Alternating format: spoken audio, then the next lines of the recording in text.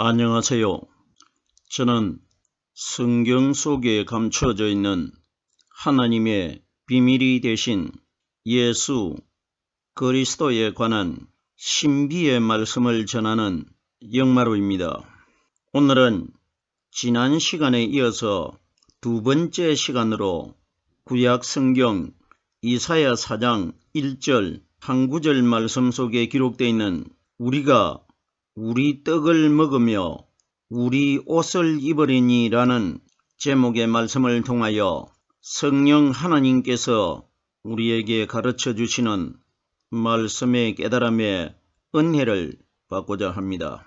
그럼 이사야 4장 1절 본문 말씀을 열도록 하겠습니다. 그날에 7 여자가 한 남자를 붙잡고 말하기를 우리가 우리 떡을 먹으며 우리 옷을 입으리니 오직 당신의 이름으로 우리를 칭하게 하여 우리로 수치를 명쾌하라 하리라. 본문에 기록되어 있는 이 말씀은 지난 첫 시간을 통해서 일부분의 구절의 단어의 말씀을 이미 설명을 드린 바가 있는데, 오늘은 우리가 우리 떡을 먹으며 하는 이 구절의 단어에서부터 말씀을 설명을 드리려고 하는데, 오늘 말씀을 깨닫기 전에 지난 시간에 깨달았던 구절의 단어의 말씀들을 간략하게 줄거리를 정리한 다음에 나머지 남아있는 구절의 단어에 이어서 말씀을 전하도록 하겠습니다. 구절 첫 단어에 그날에 7 여자가 한 남자를 붙잡고 말하기를 이렇게 기록이 되어 있는데, 성경이 가리키는 그날은 마지막 심판 때에도 그날로 기록되어 있고, 오순절날 이 땅에 임하실 성령이 오시는 날도 그날이라고 성경은 증거하고 있습니다. 그러면은 그날이라는 단어가 두 가지가 기록이 되어 있는데, 앞뒤 구절의 정황을 깨달아 보면은 그날이 오순절 성령이 오신 날인지 아니면은 마지막 심판날을 가리키는지 하나님께서 충분히 우리들에게 깨달을 수 있도록 성경에 기록이 되어 있다는 것입니다. 그러면은 오늘 이사야 4장 1절에 기록되어 있는 그날은 마지막 날이 아니고 오순절날 이 땅에 임하신 성령이 오신 날이 오늘 본문에 기록이 되어 있다는 것입니다. 그날에 7 여자가 성경이 가리키는 7 숫자는 마리아의 아들로 태어나신 율법 아래서 태어나신 예수님이 6일날 금요일날 십자가 위에서 운명하셔가지고 아리마대 요셉이라는 사람을 통해서 무덤 안에 시신이 장사되신 날이 6일날 금요일입니다. 그러면은 성경에 기록되어 있는 7 숫자는 6일 다음날 안식일날 7일날 무덤 안에 하루 종일 예수님이 생명이 끊어지셔가지고 죽어 계십니다. 그러면은 7일날 무덤 안에 죽어 있는 그분은 마리아라는 여자에게서 태어나신 육신의 마리아의 아들 되신 예수님이십니다. 그러면 성경에 기록되어 있는 7 여자라는 것은 여자에게서 태어나셔가지고 7일날 무덤 안에 죽어 계셨던 율법의 마리아의 아들 되신 예수님을 가리켜 7 여자라고 기록되어 있는 것입니다. 성경에 오순절날 성령이 오기 전까지의 율법 시대는 여자를 상징하고, 오순절날 이 땅에 성령이 오셨을 때 그 성령 그리스도는 남자를 상징하고 여자들의 남편을 상징합니다. 그러면 여자는 율법을 가리킨 것이고 남자는 복음을 가리킨 것입니다.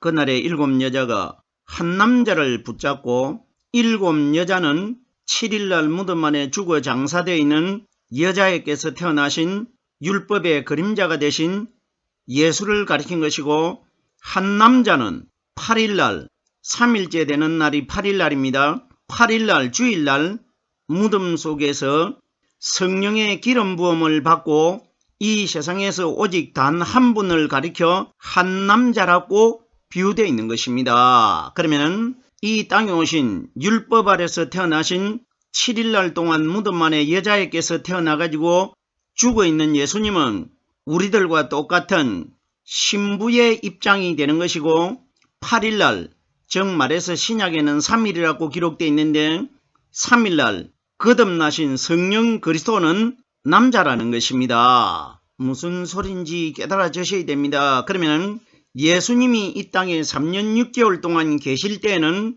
마리아의 아들 되신 예수는 여자에게서 태어나셨기 때문에 상징적으로 율법의 예수님은 여자가 되는 것이고 예수님 마음 안에 들어 계시는 성령 그리스도가 한 남자가 되고 한 남편이 되는 하나님이시라는 것입니다. 그러면은 7 여자가 한 남자를 붙잡았다는 것은 한 남자는 오순절날 이 땅에 임하신 우리의 신랑 되신 성령 그리스도를 가리킨 것이고 7 여자는 이 땅에서 하나님을 믿고 있는 아직까지 성령으로 말씀을 깨달지 못한 우리 신앙인들을 율법 아래 있기 때문에 7 여자로 기록되어 있는 겁니다. 그러면 7 여자들이 율법 아래 있는 우리들이 누굴 붙잡아야 마지막 날 하나님의 아내가 되느냐? 오순절날 이 땅에 임하신 성령께서 가르쳐 주시고 깨닫게 해주시는 이 말씀이 우리의 남편이 되신 하나님이시라는 것입니다. 그러면 우리들이 말씀에 붙잡혀야 마지막 날 내가 하나님의 여자가 된다는 것입니다. 한 남자를 붙잡고 말하기를 오늘 깨달아야 할 단어입니다.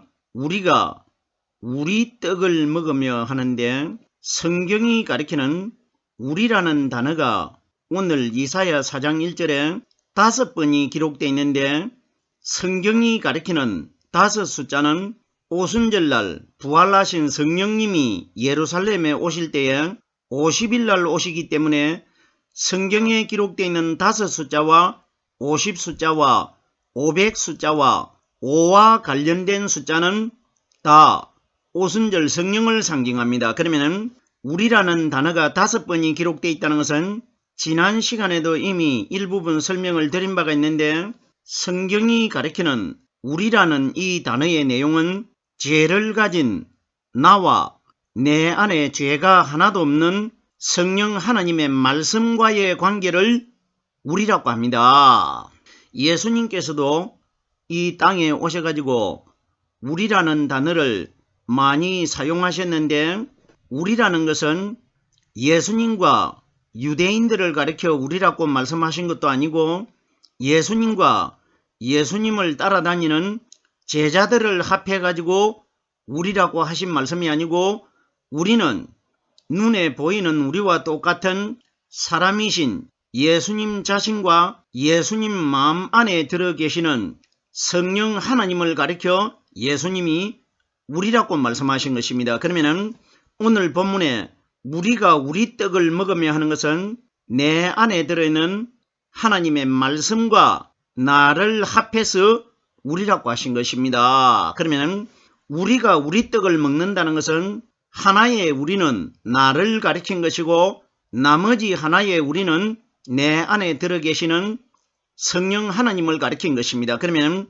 우리가 우리 떡을 먹는다는 것은 성경에 기록되어 있는 떡은 예수님께서 이 땅에 오셨을 때에 요한복음 6장 35절에 내가 곧 생명의 떡이니 이렇게 말씀하셨지 않습니까? 그리고 마태복음 26장 26절에 유월절날 저녁에 제자 12명에게 오순절날 성령이 오실 그 다락방 장소에서 떡을 주시면서 받아 먹으라 이것이 내 몸이니라 이렇게 말씀하셨습니다. 그러면 성경에 기록되어 있는 생명의 떡은 오순절날 이 땅에 임하실 성령이 우리에게 가르쳐 주시는 말씀이 바로 생명 아닙니까? 그러면 생명의 떡이라는 것은 유월절날 저녁에 예수님이 받아 먹으라 이것이 내 몸이라고 하는 것은 떡이 말씀이기 때문에 우리들이 말씀의 떡을 받아 먹은 사람만 마지막 날 예수님의 몸처럼 거듭나게 될 것이라 이걸 받아 먹으라 하는 것은 오순절날 임하신 성령이 가르쳐 주시는 말씀을 너의 양식으로 먹어야 마지막 날 영적인 신령한 내 몸처럼 거듭나게 된다. 이걸 말씀해 주신 것입니다. 우리가 우리 떡을 먹으며 우리 옷을 입으며 계속해서 우리라는 단어가 연속되어 가지고 증거되어 있는데, 우리 옷을 입는다는 것은 성경에 기록되어 있는 옷은 오순절날 이 땅에 임하신 성령께서 우리에게 영적으로 새롭게 깨닫게 해주시고 가르쳐 주시는 하나님의 말씀을 옷이라고 합니다. 그러면 우리 옷을 입는다는 것은 예수님 안에 들어 계셨던 성령이 오셔가지고 우리에게 영적인 새로운 말씀을 깨닫게 해주십니다. 이걸 새로운 옷이라고 합니다. 옷이 성령이 가리키는 말씀이라는 것을 어떻게 깨달을 수가 있느냐? 누가복음 4장 1절에 보면은 예수께서 성령의 충만함을 입어 요단강에서 돌아오사 이렇게 기록되어 있는데, 성령은 말씀과 동의어 아닙니까? 그럼 보세요. 예수께서 성령의 충만함을 입었다는 것이 뭡니까? 예수님 마음 안에는 성령의 말씀이 들어있는 것을 성령의 충만함을 입었다고 기록되어 있습니다. 계속해서 보십시오. 예수님은 우리들의 표본적인 모델이 되기 위해서 우리들과 똑같은 사람으로 우리들도 여자 태속에서 10달 만에 태어났고, 예수님도 우리와 똑같이 우리의 모델이 되기 위해서 10달 만에 태어나셨습니다. 그럼 보세요. 예수님께서 요단강에서 돌아오실 때에 성령의 충만함을 입었다는 것과 같이 누가복음 24장 49절에는 우리들도 오순절날 성령의 충만함을 입을 것이라는 것을 비유적으로 말씀해 주셨는데, 누가복음 24장 49절에 예수님께서 우리들에게 어떤 말씀을 하셨습니까? 너희는 위로부터 능력이 입힐 때까지 이 성에 유하라. 오순절날 예루살렘에 오신 성령을 입는 것이라고 비유로 말씀하셨습니다. 그러면은 오늘 본문에 우리가 우리 옷을 입으리니 하는 것은 오순절날 이 땅에 임하신 우리가 되신 성령 하나님이 우리 마음속에 들어오셔가지고 말씀을 끊임없이 연속적으로 깨닫게 해주시는 원리가 우리가 우리의 옷을 입은 것입니다. 계속해서 입는 것이 오순절날 이 땅에 임하신 성령이 우리에게 가르쳐 주시는 말씀의 비유라는 것이 갈라디아서 3장 27절 말씀해 보면은 누구든지 그리스도와 합하여 세례를 받은 자는 그리스도로 옷 입었느니라. 예수가 우리의 영적인 옷이 아니고 그리스도가 옷이라는 것입니다.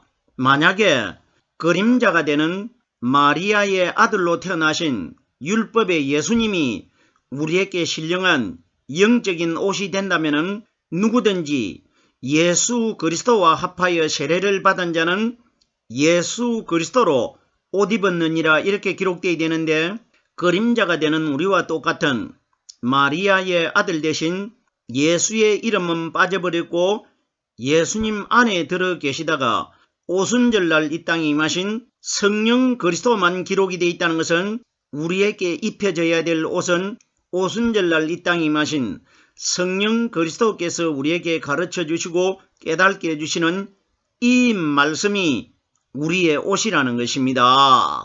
계속해서 다음 단어를 보겠습니다. 오직 당신의 이름으로 하는데, 오직이라는 것은 단 한 분밖에 없는 것이고 단 하나의 숫자를 가리키는데, 단 하나의 숫자는 이 세상에서 죄를 가진 사람이 죽었다가 죄가 하나도 없는 신령한 하나님의 몸으로 거듭나신 분은 성령 그리스도 한 분밖에 없습니다. 이걸 오직이라고 합니다. 오직 당신의 이름으로 성경에 기록되어 있는 당신이라는 대상은 그림자가 되신 마리아의 아들 되는 예수님이 아니시고 예수님 안에 들어 계시다가 오순절날 이 땅에 임하실 성령 그리스도, 즉 말해서 하나님을 가르쳐 당신이라고 기록되어 있는 것입니다. 당신의 이름으로 하는데 오순절날 이 땅에 임하신 성령은 바로 하나님의 이름으로 오셨고 예수 그리스도의 이름으로 오셨는데 예수 그리스도도 하나님이시고 하나님도 예수 그리스도입니다. 요한복음 10장 30절 말씀해 보면은 예수님께서 나와 아버지는 하나이니라 아버지 되신 하나님이 예수님 마음 안에 숨겨져 가지고 들어 계시지만은 결론적으로 예수님 마음 안에 숨겨져 있는 그 하나님은 영이시기 때문에 물체가 없기 때문에 몸으로 우리 사람들에게 보여주실 수가 없기 때문에 마리아라는 여자의 죄를 가진 육신의 몸을 빌려가지고 그 속에서 마리아의 아들이 되는 예수라는 사람으로 하나님이 육신적으로 태어나셔가지고 사람들에게 붙잡혀가지고 십자가 위에 돌아가신 것 아닙니까? 그러면은 오늘 본문에 기록되어 있는 당신의 이름이라는 것은 예수가 아니고 예수님 안에 감추어져 있는 성령 그리스도는 요한복음 14장 26절 말씀해 보면은 보혜사 곧 아버지께서 내 이름으로 보내실 성령 그가 너희에게 모든 것을 가르쳐 주시고 내가 너희에게 말한 모든 것을 생각나게 하신다고 기록이 되어 있기 때문에 그러면 오늘 본문에 오직 당신의 이름으로 하는 것은 우리 마음 안에 하나님의 이름으로 예수 그리스도의 이름으로 오신 성령이 들어오셔야 우리가 하나님의 아들로 칭하게 되고 하나님의 영적인 옷을 입게 된다는 것입니다. 이걸 오직 당신의 이름으로 이렇게 기록된 겁니다. 당신의 이름이라고 하는데 예수님께서 이 땅에 오셨을 때 그날에는 너희가 내 이름으로 구할 것이라. 그날 이후부터는 너희가 아무것도 나에게 묻지 않을 것이고 아버지께서 너희에게 구하는 것을 주시는 것은 내 이름으로 주신다고 기록이 되어 있습니다. 그러면 결론적으로 제가 지금까지 그림자가 되는 육신의 예수님의 이름으로 우리에게 하나님이 모든 것을 이루어 주시는 것이 아니라 오순절날 이 땅에 임하신 예수님 마음속에 감추어져 있었던 성령 하나님, 즉 말해서 예수 그리스도의 이름으로 오신 성령이 내 속에 들어 있어야 모든 것을 이루어 주신다는 것은 예수님이 말씀하시는 이루어지는 것은 성경에 기록되어 있는 이 말씀을 모든 것이라고 합니다. 그러면은 성경에 기록되어 있는 모든 구절의 말씀을 하나님이 우리에게 가르쳐 주시는 것은 내 마음 안에 들어 계시는 하나님의 이름으로 오신 성령이 내 속에 들어 있기 때문에 죄를 가진 나를 보고 죄가 없는 영적인 하나님의 말씀을 가르쳐 주시고 깨닫게 해주시는 것이 아니라 내 안에 들어 계신 하나님이 인정하신 죄가 하나도 없는 무덤 속에서 거듭나셔가지고 오순절날 이 땅에 임하신 예수님 마음 안에 들어 계셨던 성령이 내 속에 들어 계시기 때문에 나에게 성경에 기록되어 있는 모든 말씀을 다 가르쳐 주시고 고하여 주신다는 것입니다. 보세요. 이와 비슷한 말을 누가 했느냐? 예수님께서 사마리아 여자를 우물가에서 만나셨을 때에 사마리아 여자가 요한복음 4장 23절 말씀해 보면은 메시아 곧 그리스도라 하시는 이가 오실 줄을 내가 아노니 그가 오시면 우리에게 모든 것을 고하여 주시리라. 지금까지 제가 설명했던 내용 아닙니까? 그럼 보세요. 사마리아 여자가 직접 대면을 해가지고 대화를 나누고 있는 분은 마리아의 아들이 되신 예수님이십니다. 그런데 보세요. 사마리아 여자가 자기에게 말씀을 가르쳐주고 깨닫게 해주실 분은 자기와 대화를 나누고 있는 마리아의 아들이 되는 예수가 아니고 자기는 누구를 기다리고 있느냐? 메시아, 그리스도가 오셔야 우리에게 성경에 기록되어 있는 모든 말씀을 다 고한다는 것은 가르쳐 주신다는 뜻 아닙니까? 그러면 하나님께서 사마리아 여자를 통해 가지고 우리들에게 무엇을 말씀해 주시고 있느냐? 눈에 보였던 사마리아 여자와 직접적으로 대화를 나누었던 마리아의 아들 되는 예수는 우리에게 성경에 기록되어 있는 모든 말씀을 가르쳐 주시는 분이 아니고 예수님이 돌아가셨다가 하늘나라로 가신 이후에 오순절날 이 땅에 임하신 성령이 메시아이시고 그리스도 아닙니까? 그러면 오순절날 이 땅에 임하신 예수님 마음 안에 들어 계셨던 그 성령이 예수님이 오셨을 때 구약 성경에 기록되어 있는 말씀을 예수님이 다 깨닫고 있듯이 우리 마음 안에도 예수님 마음 안에 들어 계셨던 그 성령이 들어오셔야 우리들에게도 예수님처럼 구약 성경에 기록되어 있는 말씀과 신약 성경에 기록되어 있는 말씀이 다 깨달아질 것이라 이걸 말해준 것 아닙니까? 오직 당신의 이름으로 우리를 칭하게 하여 우리를 칭한다는 것은 우리라는 대상이 되는 제가 이미 서두에 말씀을 드렸습니다. 하나님과 나와의 관계를 우리라고 하는데 그러면은 우리를 칭하게 하여 하는 것은 반드시 내 안에 우리라고 대상으로 말할 수 있는 성령 하나님의 말씀이 들어 있어야 내가 하나님을 아버지로 칭할 수가 있는 겁니다. 우리를 칭하게 하여 우리라는 것은 제가 여러 번 설명을 드렸습니다. 나와 내 속에 들어있는 성령의 말씀을 가르쳐 우리라고 합니다.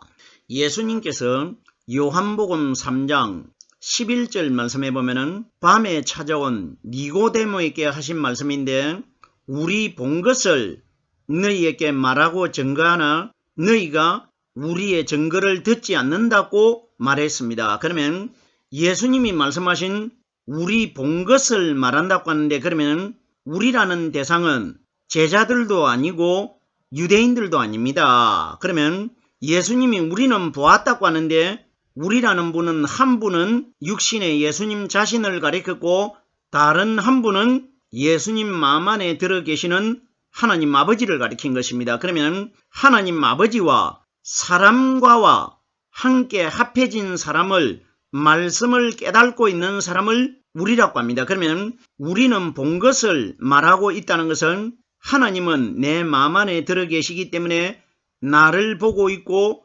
나는 내 마음 안에 하나님의 말씀이 매일 깨달아지고 있기 때문에 하나님을 보고 있기 때문에 서로가 본다는 것이 우리 본 것을 말한다고 기록되어 있는 겁니다. 이러기 때문에 성경에 기록되어 있는 우리라는 단어는 사람과 사람과의 관계를 가르쳐 우리라고 기록된 것이 아니고 육적인 죄를 가진 사람과 죄가 하나도 없는 성령 하나님의 말씀을 가르쳐 결론적으로 우리라고 성경은 증거하고 있는 겁니다. 우리를 칭하게 하여 우리로 수치를 명쾌하라 하리라. 우리로 수치를 명쾌한다는 것은 내 안에 내 혼자서는 결단코 마지막 심판날 지옥을 들어가는 수치를 면할 수가 없고 내 마음 안에 사탄이 들어있으면 우리는 우리가 되는데 두 존재가 나와 사탄과 두 분류가 되기 때문에 우리가 되는데 사탄과 사람이 하나 된 것은 수치를 면하지 못하고 지옥으로 들어가는 수모를 당하게 되는데 그러나 우리 마음속에 예수님 마음 안에 들어 계셨던 그 성령의 말씀이 내 속에 깨달아지면은 마지막 날 하나님이 나와 함께 하시기 때문에 내가 수치를 당하지 않는다는 것입니다. 수치를 면하게 하라는 것은 심판날 내 마음속에 사탄과 하나가 되어 있는 사람은 수치를 당하게 되는 것이고 내 마음 안에 성령의 말씀과 하나 되어 있는 사람은 수치를 면하게 된다는 것입니다. 이와 비슷한 내용의 말씀이 누가복음 1장 25절에 사가랴의 아내가 되는 엘리사벳이 한 말인데 엘리사벳이 말한 것은 바로 하나님께서 이 세상의 사람들 앞에 나타나시질 못하기 때문에 엘리사벳이라는 사람을 통해 가지고 우리들에게 하나님께서 하실 말씀을 엘리사벳이 대신한 것입니다. 그러면 결론적으로 엘리사벳은 하나님이 말하는 말씀의 도구라는 것입니다. 보세요. 누가복음 1장 25절인데 주께서 나를 돌아보시는 날에 인간의 내 부끄러움을 얻게 하려고 이렇게 행하심이라. 엘리사벳에게 어떤 일이 일어났습니까? 엘리사벳이 5달 동안 산중에 숨어 있었습니다. 우리들이 엘리사벳이 늙어서 아기를 가졌기 때문에 남들에게 수치스럽기 때문에 부끄럽기 때문에 산중에 숨어 있었다 이런 이야기 아닙니다. 산은 에덴 동산에 있는 흙으로 우리 사람을 창조했기 때문에 성경에 보면은 산들아 큰 산아 작은 산아 많이 기록되어 있는 것은 다 사람을 가리킨 것입니다. 그러면 엘리사벳이 산중에 숨어 있다는 것은 엘리사벳이 산으로 만들어졌기 때문에 산으로 만들어진 엘리사벳 마음 안에 5달 동안 숨어 있었다는 것은 150일 동안 산속에 숨어 있었다 이런 이야기가 아니고 성경이 가리키는 5 숫자는 오순절 성령 숫자이기 때문에 땅에 있는 에덴 동산에 있는 흙으로 만들어진 사람 마음 속에 50일 날 오신 성령의 말씀이 숨겨져 있어야 마지막 날 내가 부끄러움을 당하지 않는다, 수치를 면할 수 있다, 이 원리가 기록된 겁니다. 오늘 우리라는 단어가 5번이 기록되어 있는 이사야 4장 1절 말씀을 지난 시간에 이어서 2번째 시간으로 깨달아 보았습니다.